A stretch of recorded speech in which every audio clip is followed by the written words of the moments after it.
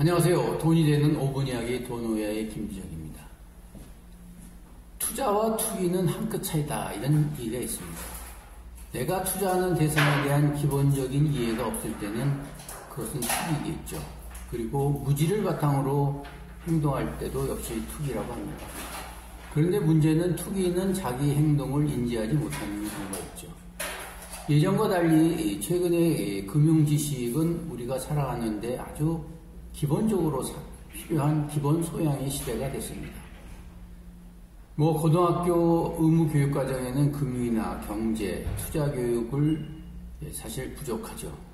그런데 이 교육이야말로 우리 살아가는데 꼭 필요한 생존기술이 아닌가 보고 있습니다.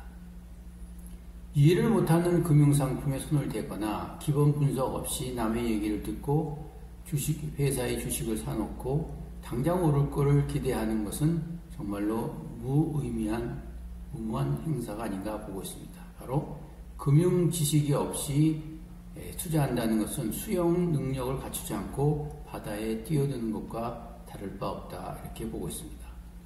역사적으로 보면 반복되었던 금융 위기에 무서울 만큼 빨리 잊고 회복하는 경향이 있습니다.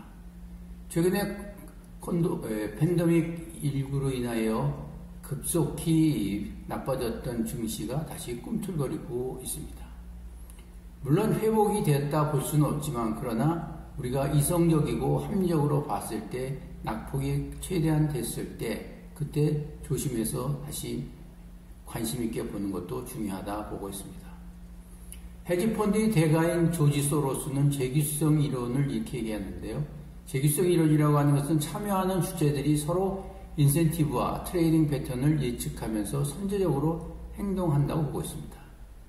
그래서 시장에서 중요한 것은 가치평가나 경제 전망이기보다도 시장 플레이어들이 어떻게 상호작용으로 하여 끊임없이 변화에 하느냐, 이것이 달려있다고 봅니다.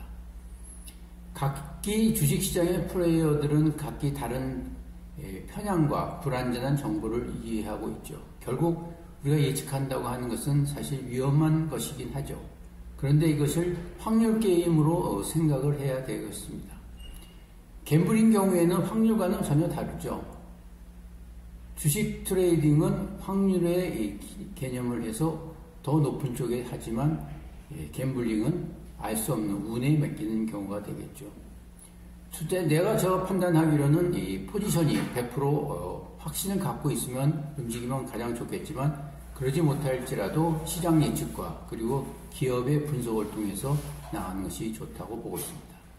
결국 투자라고 하는 것은 기업 분석과 트레이딩을 통한 연속된 시간 속에서 투자 감각을 일으키는 것이 아닌가, 이렇게 보고 있습니다. 타조 효과라는 말이 있습니다. 타조는 천적을 만나면 땅에 머리를 파묻고 버리는 속성이 있다고 하는데요. 이는 위험할 때 부정적인 시그널로 피해버리는 경우가 있죠.